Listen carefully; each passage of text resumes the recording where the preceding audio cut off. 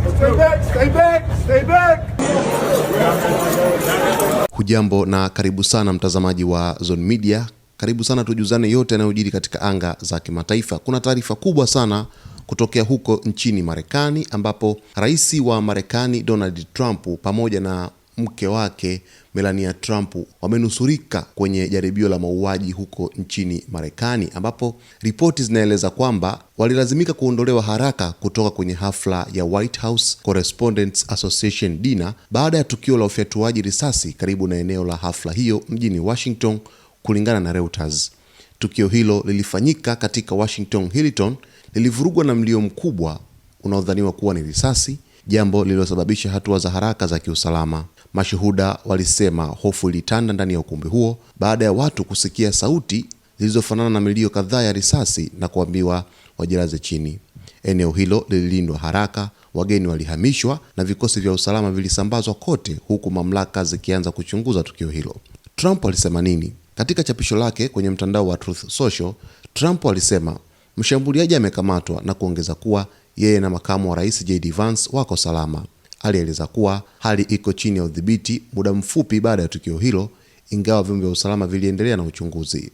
Idara ya usalama ya Marekani ilisema mtu mmoja amekamatwa na kuthibitisha kuwa rais na mke wake hawakupata madhara.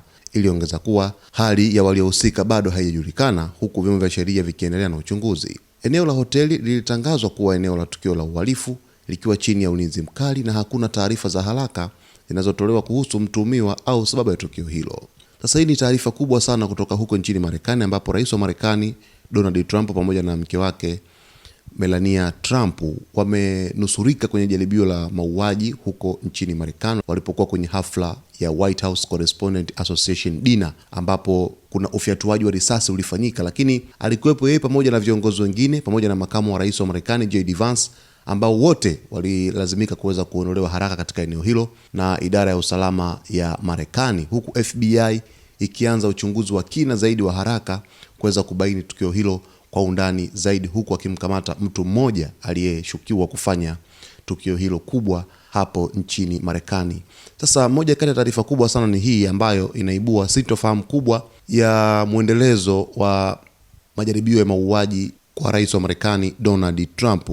Hili ni kama jaribio lake la 3 au la 4 hivi ndani ya miaka 3 iliyopita, kufuatiwa matukio ambayo yamekuwa yakitokea mara zote katika maeneo mbalimbali huko nchini Marekani. Kuna video mbalimbali ambazo zinasambaa kupitia mitandao mbalimbali ya kijamii, zinaonyesha hali jinsi ilivyokuwa. Ni hali ya hatari kwelikweli, na hali ya taharuki ilizuka katika eneo hilo, ambapo rais wa Marekani, mke wake pamoja na makamu wa rais na viongozi wengine walilazimika kuondolewa haraka iwezekanavyo ili kuepukana na tukio hilo ambalo kwa hapo awali hawakujua ni lengo gani zaidi ambalo liweza kulengwa katika eneo hilo, huku madhara yakihofiwa kuwa huenda yakatokea madhara makubwa. Hivyo ikalazimika kwamba rais wa Marekani Donald Trump kuondolewa haraka, yeye pamoja na mke wake. Ni hali ya hatari kweli na ni hali ya kustua ambayo imetokea huko Marekani. Basi nitakujuza yote ambayo yanajiri kupitia taarifa hii kwa undani zaidi. Cha msingi tu ni kuweza kuwa karibu nasi wakati wote kwa kusubscribe channel yetu, kulike, kucomment pamoja na kushare.